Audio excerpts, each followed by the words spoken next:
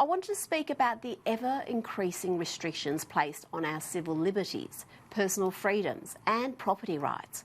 We must all play our part in flattening the curve and protecting the most vulnerable in our society.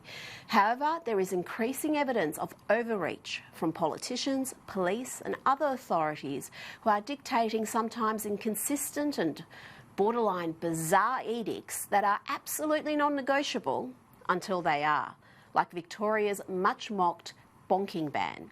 Last week, Victorian Premier Daniel Andrews and Police Minister Lisa Neville forbid couples from visiting each other, with the Premier saying that's not work, that's not caregiving, that's not medical care, that's not shopping for the things you need when you need them. It is a price worth paying because it is going to save lives. Just a few hours later, it was no longer a life-saving sacrifice because the ban was overturned. But that's hardly the end of the confusion or overreach. Again, in Victoria, we saw a teenager fined $1,652 for having a driving lesson with her mum. The fine was withdrawn, but only due to widespread media coverage, and police still maintain they acted correctly. Around the world, the overreach is apparent, whether it's a lone jogger on the beach being chased down or a lone paddleboarder in the ocean being arrested, or this man in Philadelphia being forcibly removed off a bus for riding without a mask, even though there is no requirement to wear a mask. You feel this, man? Look what the f*** y'all calling me, dumbass! Get the f*** off! Get the f*** off my leg!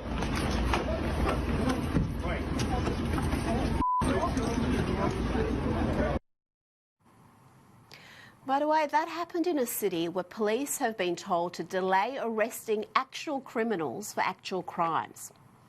Meanwhile, in Michigan, the Democrat governor has ordered shops to ban people from purchasing seedlings to grow their own fruit and vegetables. In the UK, where the grooming gang scandal has revealed the dire state of policing, we have police harassing people for being in their own garden. This is a reason, you know, when you look around and there's nobody out, it's because yeah, but you can't expect me. There's not no one out. Go down the street. They're all over the place. It's not me. It's the government. You're not allowed on your front gardens, people. You do not want your children. Yeah, but I'm not get on my garden. it's just the virus does not stop on your. A thousand people died yesterday. 1,000 people. And police are also threatening to check people's trolleys to ensure they are only purchasing what police consider necessary items.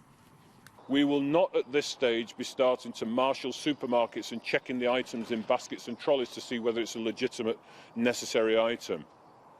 But again, be under no illusion, if people do not heed the warnings and the pleas that I'm making today, we will start to do that. And this police overreach is emboldening every miserable busybody to harass their fellow citizens. Here is a note that was left for a lady called Sam Holmes by a concerned neighbour. It reads, "To the selfish person, I have been watching you travel every day in your car.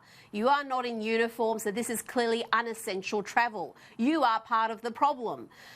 No, she's not part of the problem. She's actually a nurse working at the coalface during the pandemic.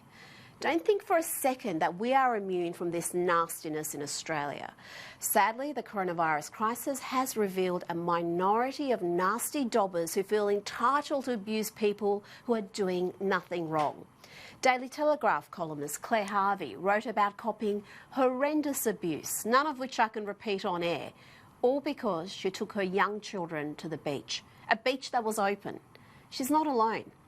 Authoritarian-loving misfits with delusions of adequacy saw police harassing sunbathers and think they too can make absurd demands on people who are safely social distancing.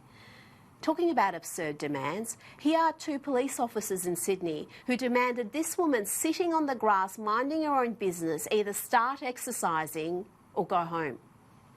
I would have thought getting fresh air and sunlight is imperative for good health, both mental and physical.